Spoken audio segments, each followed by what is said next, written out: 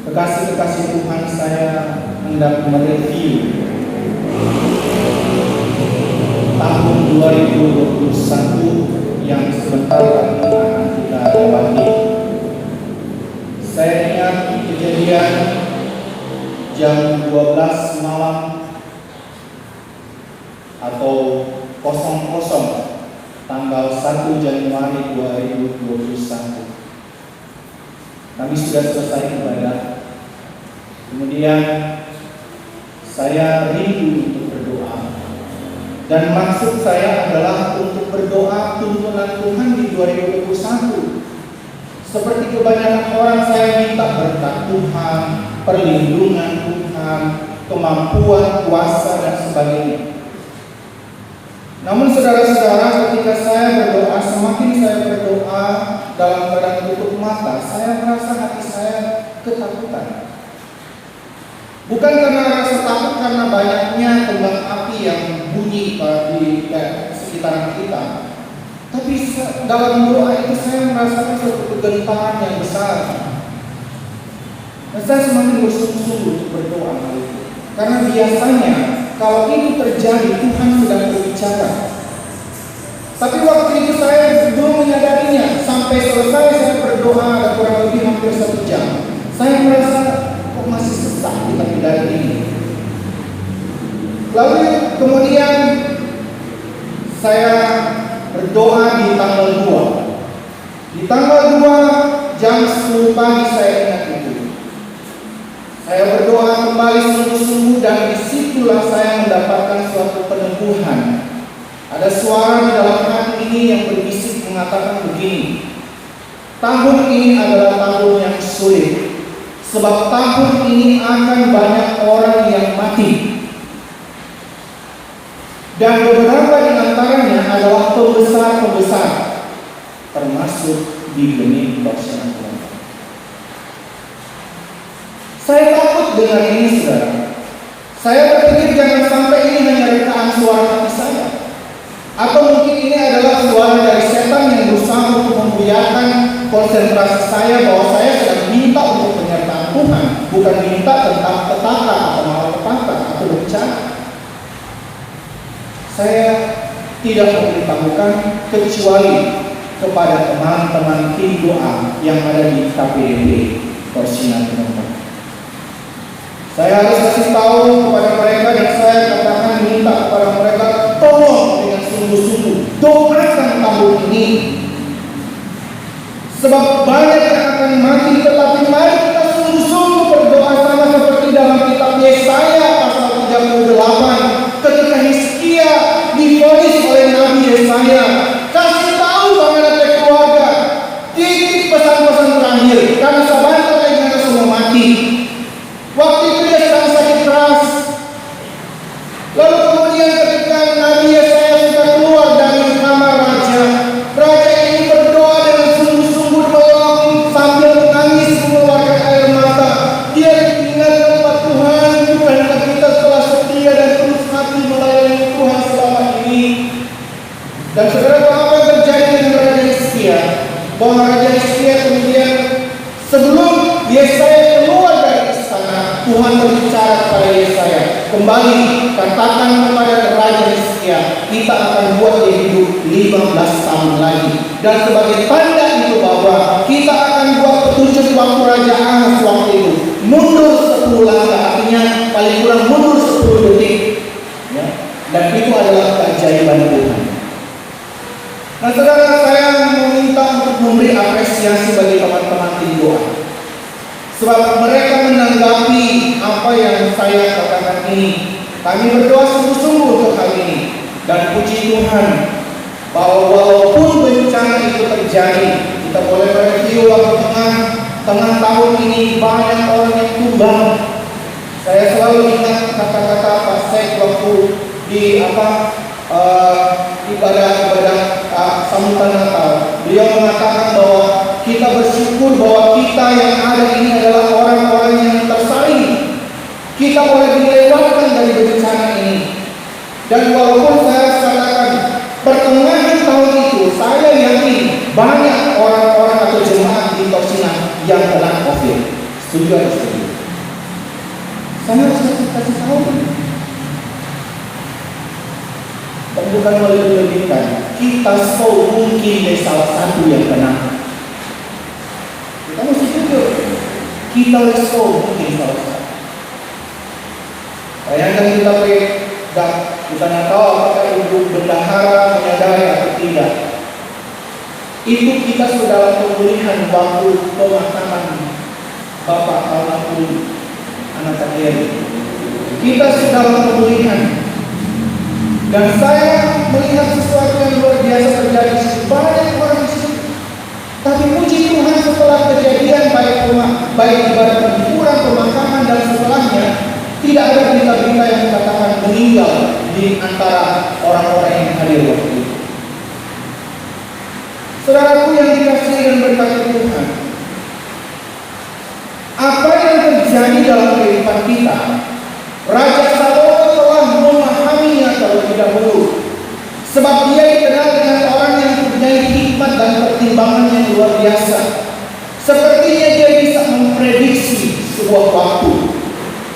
Dia punya kecakapan untuk menilai bahkan melihat kepada masa depan melalui hikmat yang Tuhan taruh dalam hati dan pikirannya. Makanya dia katakan baik bencana malapetaka itu sesuatu yang lumrah terjadi. Setiap kehidupan manusia dari abad ke abad akan mengalami hal yang sama. Ibarat sebuah roda yang akan terus mengalami perputaran. Mungkin tahun ini tidak, tapi bisa terjadi tahun depan. Tetapi jangan kaget, itu bukan sesuatu yang baru. Itu sudah terjadi berulang.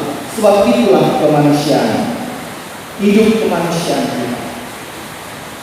Makanya dengan pengalaman ini Raja Salomo sampai kepada suatu kesimpulan.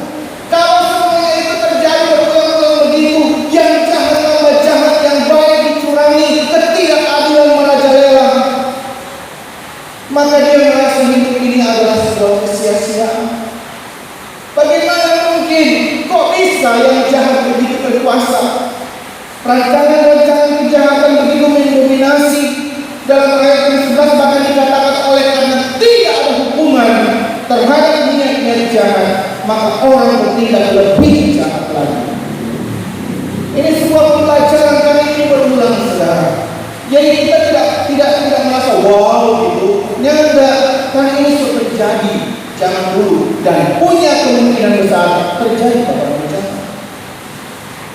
Ada orang-orang yang kelihatannya dermawan, ada orang-orang yang kelihatannya baik hati, suka memberi. Tetapi saudara tahu bahwa orang-orang ini adalah orang-orang yang merasa hidupnya hampa dan kosong. Ada orang-orang yang tadinya dia berbuat kejahatan, tetapi kemudian dia disingkapkan oleh pengertian akan kebenaran. Lalu dia bertobat dari jalan-jalan yang jahat dan dia menjadi orang yang baik. Ini juga sudah dialami oleh manusia. Ada yang jahat pun bahkan bertambah jahat.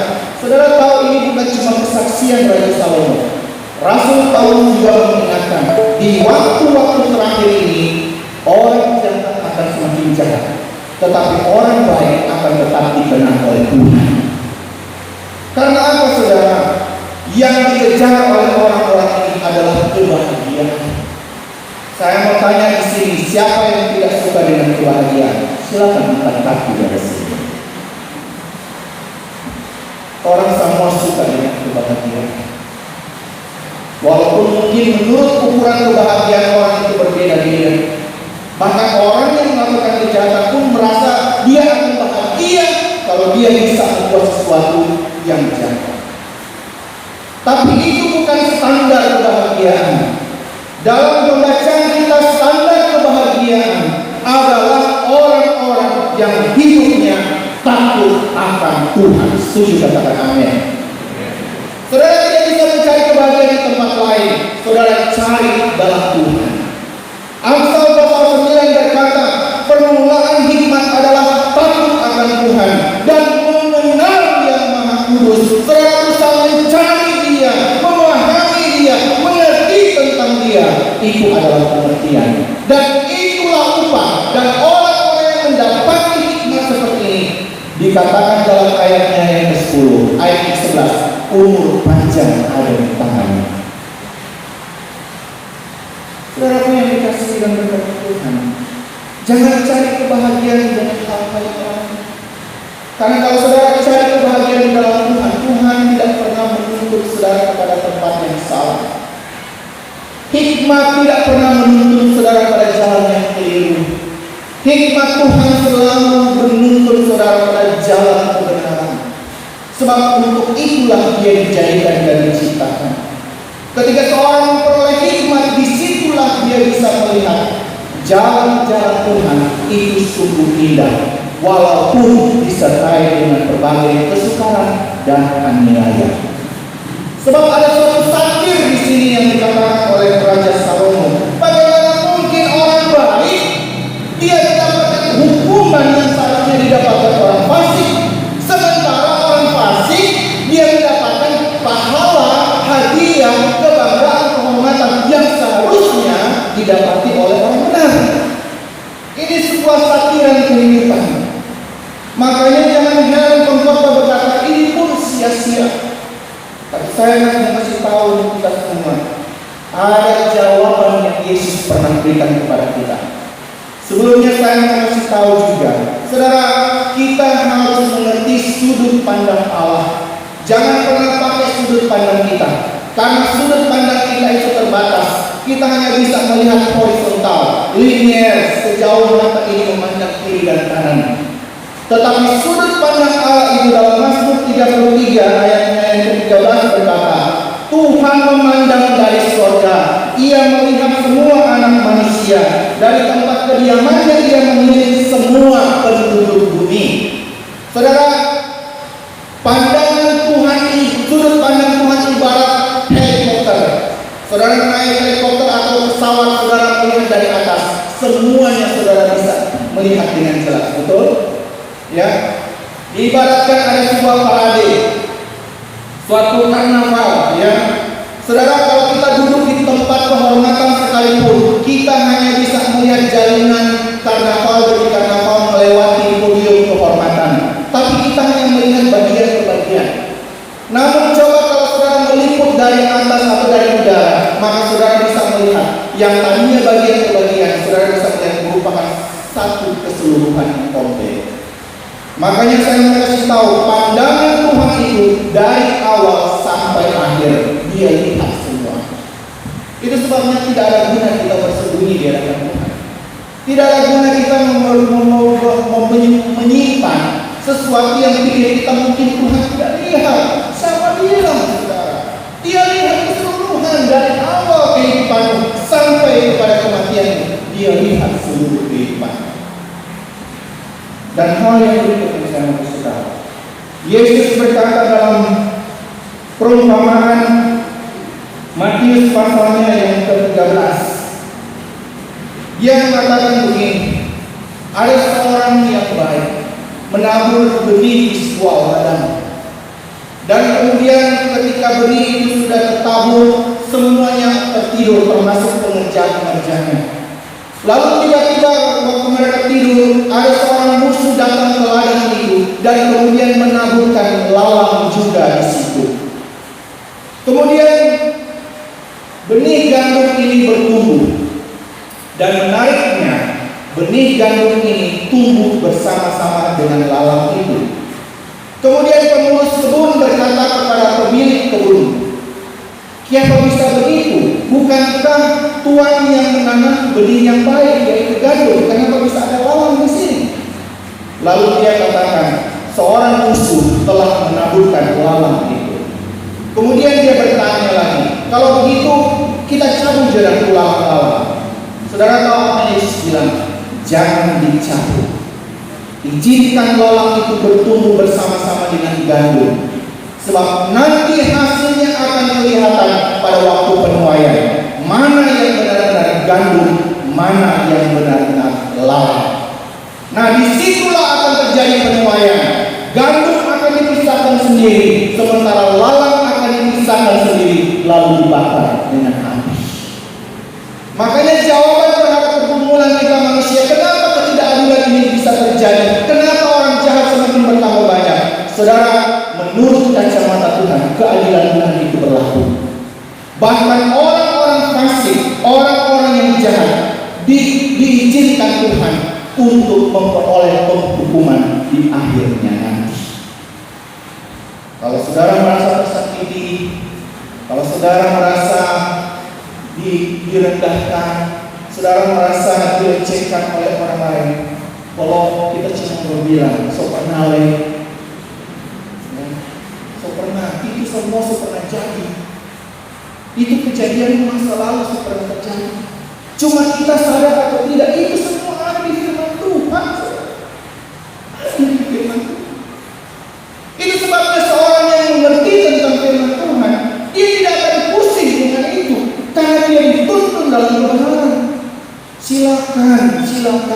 Karena orang benar itu akan selalu tetap berdiri tegak. Sebab dasar orang benar bukan dibangun di atas pasir, tapi dasar orang benar dibangun di atas batu karang yang kokoh. Siapa batu karang yang kokoh itu? Kristus. Lalu berikut kita bisa lihat kesimpulan sementara Raja Salomo adalah, kalau begitu maka kita akan menghargai itu kesukaan, kita akan memuji itu kesukaan. Ayat yang ke-15, kita akan puji itu kesukaan, karena kebahagiaan, karena tak ada kebahagiaan lain bagi manusia di bawah matahari kecuali makan dan minum dan bersukaria. Saudara, ada orang bilang begini, apapun yang terjadi pada enjoy saja. Ya, ada laki-laki segala yang terjadi dalam kehidupan, jalani saja, mengalir saja. Saya berpikir itu tidak ada bagusnya. Kalau saudara izinkan itu mengalir begitu saja dengan pemahaman bahwa Tuhan pasti tidak akan membiarkan orang-orang jahat itu berkuasa terhadap orang-orang baik atau dalam kehidupan saudara, izinkan itu mengalir saja.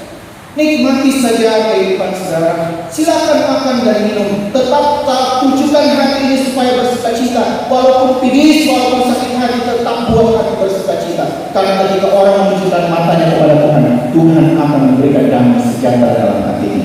Setuju katakan setuju. Saudaraku yang dikasih dan berkati Tuhan, ada lagi satu pertanyaan menarik dari Raja Salomo. Dia bilang begini, bahkan orang berhikmat pun tidak akan bisa menyelami pekerjaan Tuhan. Terlalu rahasia. Saya bisa mengerti ini, saudara. Saya pernah mengalami pelayanan kesembuhan bagi banyak orang. Ya. Ada satu sokoman gerok. Kemudian kami datang untuk berdoa untuk dia. Dan puji Tuhan, 2 minggu kemudian dia sudah keluar dari rumah sakit. Di daerah Makasih kita juga ingat ada seorang ibu yang pernah koma. Tapi karena kita punya keyakinan dan pernah punya pengalaman ini, Tuhan bisa buat dia ada sampai sekarang.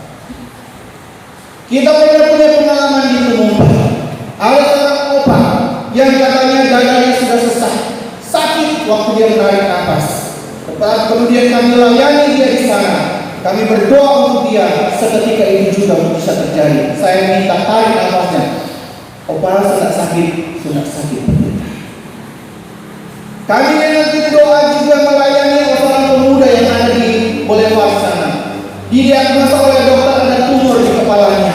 Tapi puji Tuhan sampai hari ini orang itu sudah baik-baik saja. Saudaraku yang dikasihi dan berkati Tuhan, kita pernah punya pengalaman seorang anak yang step sampai tidak sadarkan diri. Kemudian dibawa ke ruang NICU di rumah sakit Kandul. Waktu kami datang kemudian kami berdoa untuk anak itu. Setelah kami berdoa, tiba-tiba anak itu bangun kaget, langsung berdiri. Kita lihat berdiri. Karena dia langsung terbangun dari DP pingsan, dari DP tidak sadarkan diri. Tetapi ada masa-masa kita mengerti begini. Tuhan, kita percaya tentang sebuah Tuhan. Kita yakin firman Tuhan itu iya dan amin berkuasa. Tapi kenapa ada pengalaman-pengalaman juga ketika kita berdoa bukan datang ke sebuah kematian?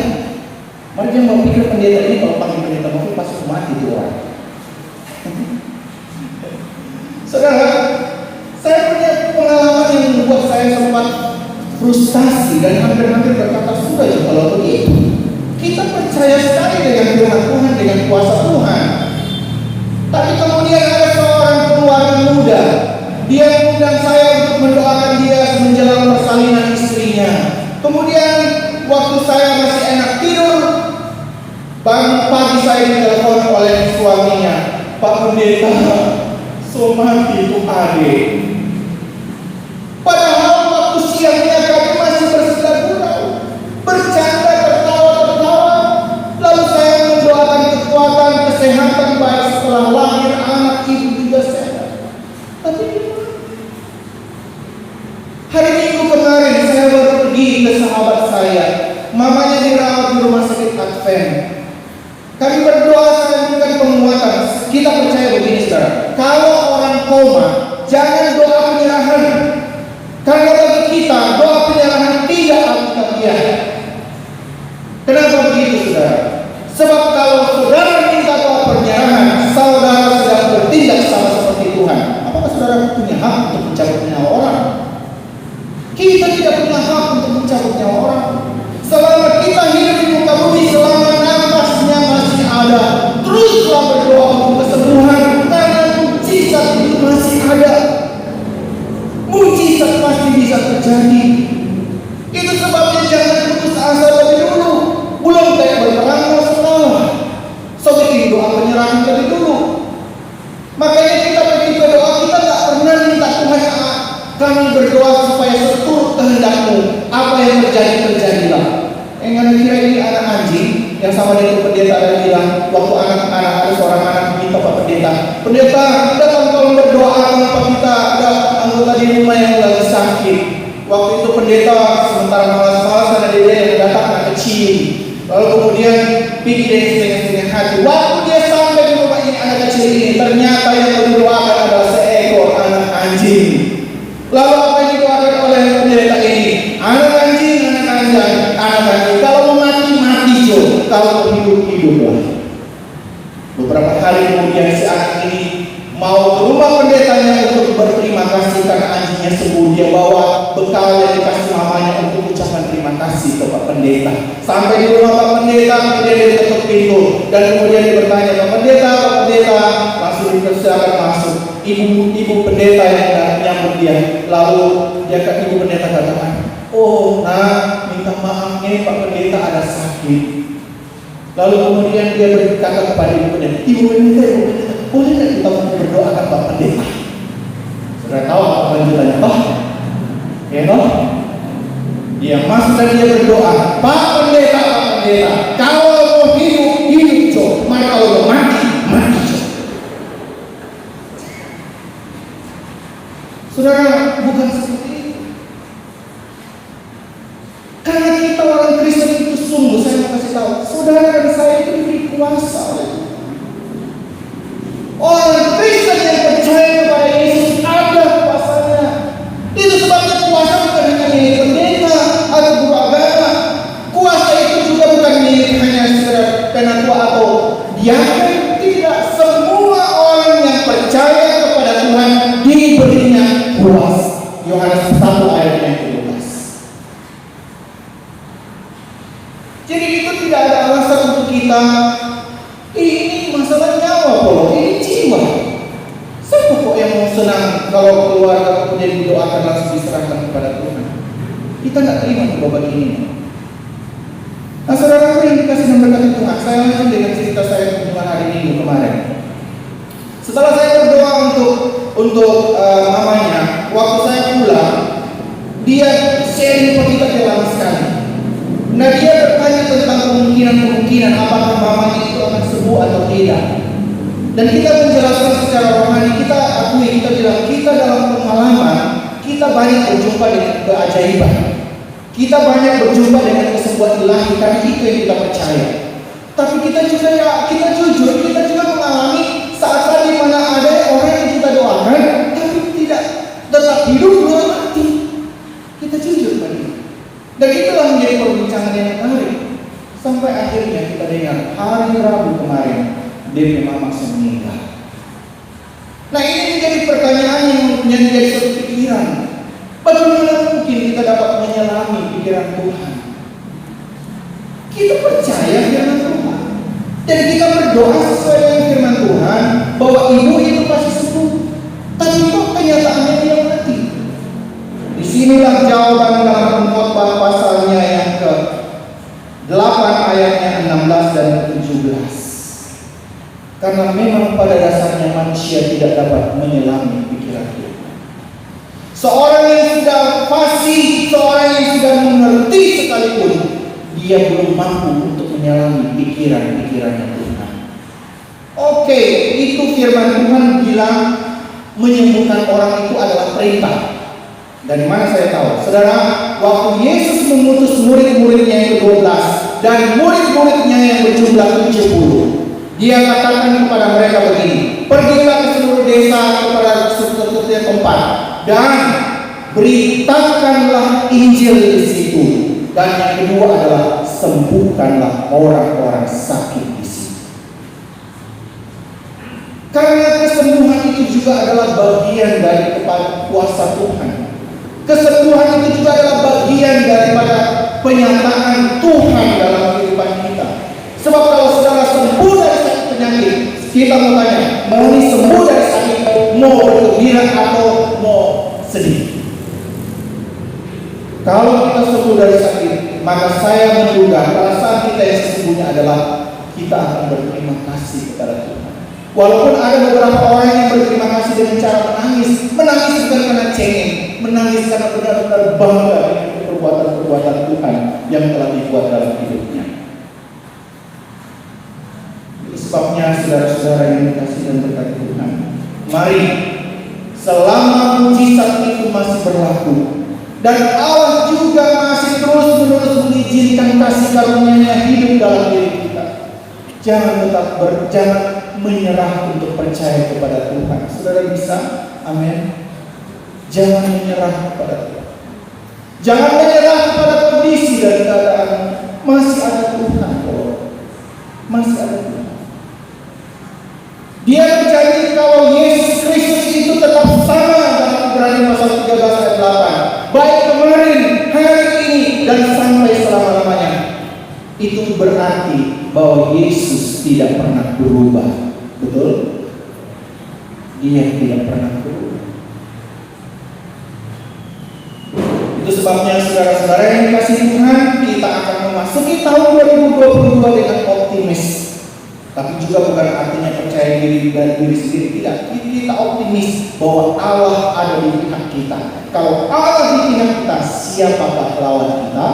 Tidak ada. Itulah Tuhan sekalian. Saya kasih tips. Ini kita kasih waktu Januari, awal malam tahun baru. Puji Tuhan kita awal malam tahun baru juga. Kita kasih tips begini. Saudara melihat kenyataan kuasa Tuhan bagi kehidupan saudara, dan saudara mau memberanikan diri untuk percaya terhadap janji Tuhan. Mulai saat ini, ya, atau mungkin sebentar ketika saudara pulang ke rumah, atau mungkin saat nanti pas tengah so di pukul 00, tapi sebaiknya pendeta sarankan jangan di pukul 00 karena ribut sekali. Saudara akan bisa mengalami namanya ketenangan hati di situ. Oh, makasih kita boleh dengar. Lebih bunyi lagi memang pumpang. Cari tempat yang sunyi. Lalu pikirkan secara matang dan mendalam apa yang saudara inginkan di tahun 2022. Apa yang saudara inginkan di tahun 2022? Mungkin banyak, tapi berikan 3 prioritas yang saudara inginkan terjadi di tahun 2022. Kita tidak mengada-ngada. Ini kita sudah bikin dari tahun-tahun yang lalu. Dan memang tidak ada kalanya tidak dijawab tiga-tiganya. Ada kalanya cuma 1, ada kalanya 2. Untuk pengalaman kita belum pernah tiga-tiganya terjadi. Karena mungkin kita salah meminta. Ya, tapi berikan 3 prioritas utama yang saudara inginkan terjadi di tahun 2022. Tulis. Lalu yakin dan percaya imani bahwa di tahun baru ini saya akan menerima jawaban Tuhan atas 3 permintaan ini. Kalaupun tidak terjawab, jangan kecil hati, jangan putus asa. Enjoy saja, nikmati saja. Boleh begitu? Tuhan pasti memberkati dan menyertai kita. Amin.